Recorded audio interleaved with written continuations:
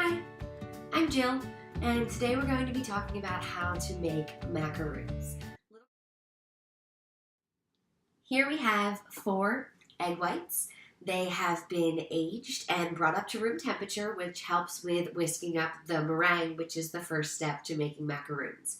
We have cream of tartar and salt, which I put in a nice little shot glass here from Dogfish Head, representing Delaware, the first state. Okay. Then we have sugar, vanilla, blanched almond flour, and confectioner's sugar. So this is everything that we're going to use to make our cookies today. So the first thing we need to do is put our egg whites into our mixer. Now I like to use a smaller mixer because it really gets the whisk down to the bottom. Now when you're using your mixer, make sure you're using a whisk attachment because we're going to whip this up really nice for a meringue. Your mixer should have a whisk attachment that'll get a lot of air going through the meringue mixture as you go through. The air is crucial for the first step of this process.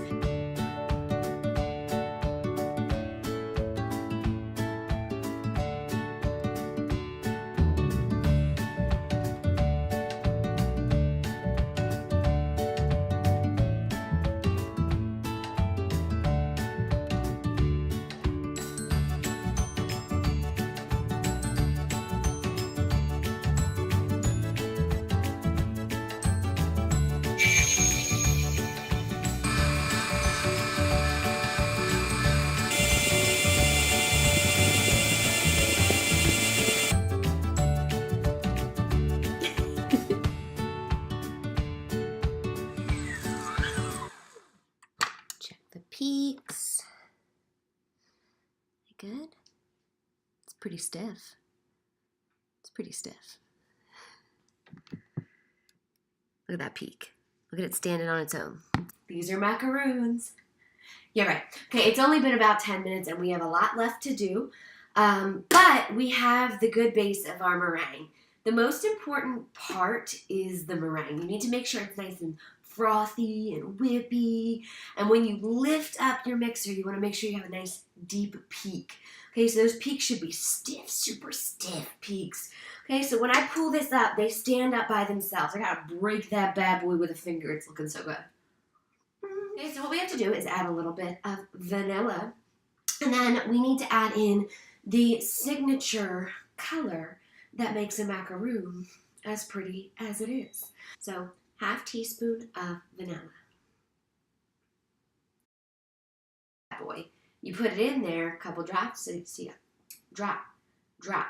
Okay, use it sparingly like your essential oils. Drop, drop, okay? Yeah. Okay, we're gonna mix this up again to get all that vanilla in there, get all that color in there, and then that's the first step of making a macaroon.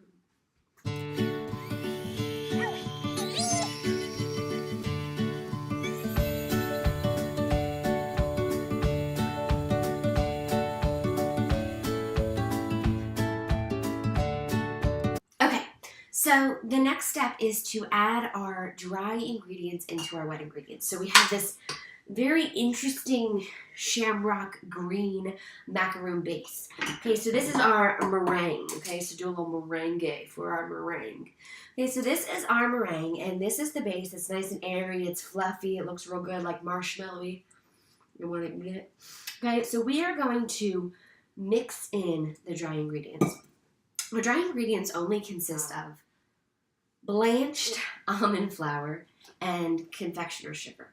That's it. Okay, so the only 2 steps that we have next, the only 2 ingredients that we have left in our macaroons is blanched, don't go unblanched, blanched almond flour and confectioner's sugar. Okay, I do have a favorite brand of this. Please see below for the best brand because it's just the best. It's expensive though. I mean, yeah. Okay, oh, this is the cup and a half. Cup of almond flour, cup and a half of confectioner's sugar. Okay, so most important thing is that you sift your almond flour. Even though it's blanched and it's ground up real nice, you need to make sure those little granules are very, very teeny. That they're extra, extra teeny tiny. Okay, so we're going to get them up real small, and this is the type of sifter that I like to use. Got this little crank. It makes me feel like, like I'm churning butter, like I'm, out here in the countryside milking my cows and turning it into macaroons. Okay, so this is my favorite because I found that it doesn't get clogged up as easily. So I did get this off of Amazon, so you can check out the wish list on there below.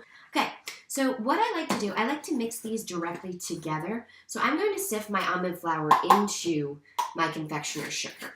The reason I like to do that is I like to make sure they get all mixed up, because you're not just going to dump it all in there all willy-nilly into the bowl and mix it in. You got to bathe those babies carefully. Goodness, everywhere. Oh. My husband hates when I make macaroons because there's almond flour everywhere the next day. And everything has like this fresh little coating of confectioner's sugar because it just up in the air. Makes me want to lick my cabinets. Just a coating of sugar. And the schnozberries take like schnozberries. You still have a little bit in here? That's not good. You don't want it. So there's probably like a half teaspoon in here. It's okay. It's okay.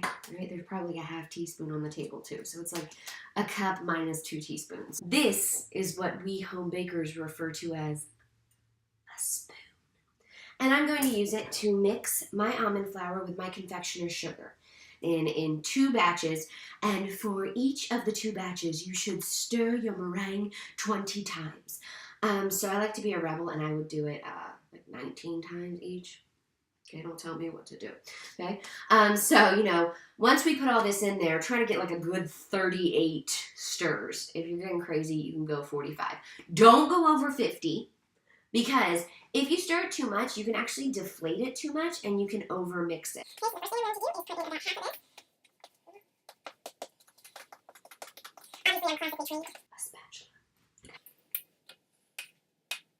1, 2, 3, 4, 5, 6, 7, 8, 9, 10, 11, 12, 13, 14, 15, 16, 17.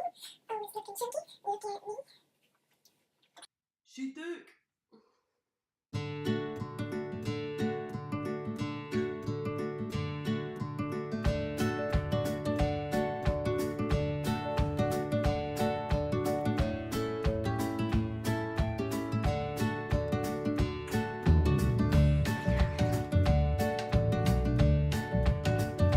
Okay, all right. So we have made our batter. Okay, and this is it. Just this little bit of batter from those ingredients will make us around 45 macaroons. Okay, now I'm not gonna lie, these ingredients to make these 45 macaroons, expensive. Okay, but they're really yummy and you seem really, really fancy when you bring them to parties. I do it all the time. Class it up. I'm in sweatpants and a t-shirt, doesn't matter. Brought macaroons. The next thing we need to do is we need to put it into a piping bag. I like these silicone piping bags because it just makes it easier and it's big and it's pretty simple to use. So you can check out in the items list below about how to purchase these. Now the tip that I'm using is a round tip. So if this is my finger, I'd say it's about fingertip big. Yeah, that's the accurate measurement. So get a fingertip big circle. Okay, and I'm going to put this piping bag in, shove it down a little bit, and then fold it over. Okay, this makes it nice and easy to put the batter into the piping bag, and it's not going to get on the outside and get all over our hands.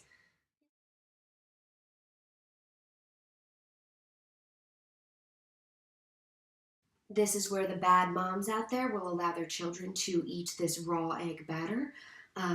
You can decide whether you think I'm one of those bad moms or not, but I'm just going to set this thing down over here out of the frame.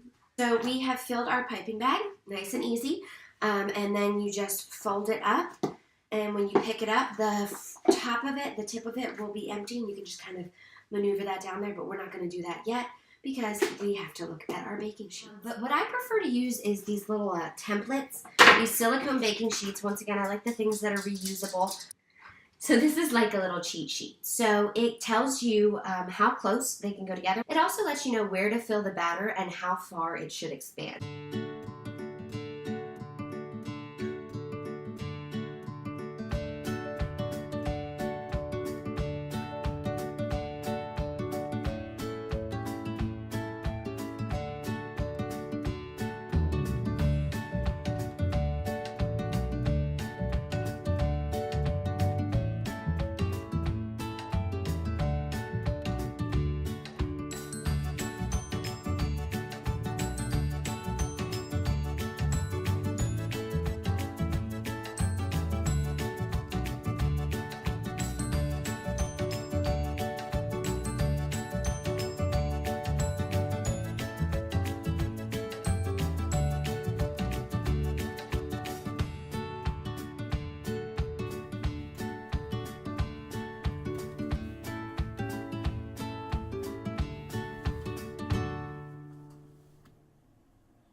After 14 minutes, remove the cookies from the oven.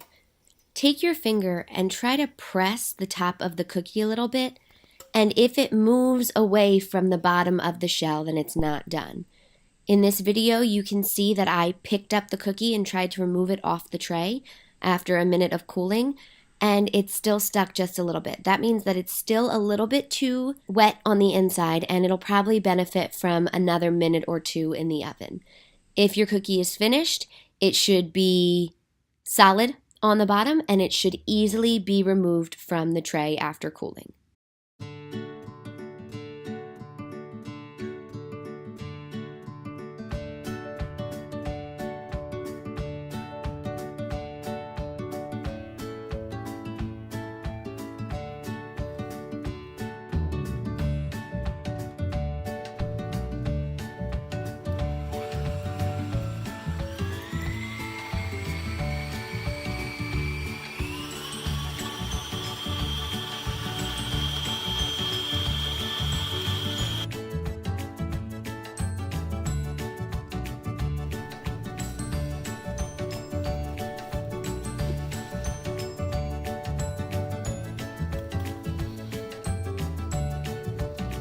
Fun, very delicious.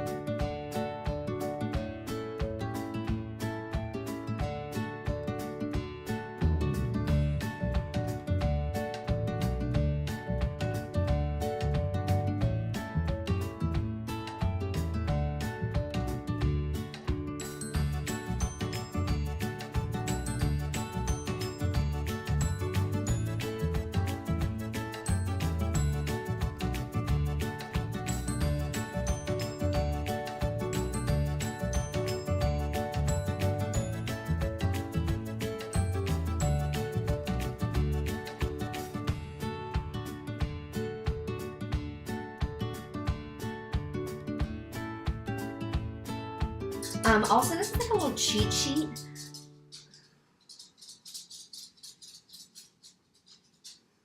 That's Gage. That's my dog. So this is like a little cheat sheet. So every time I talk, he's gonna run. Florence! In the machine! Macaron. Okay, not macaroon. It's a macaron.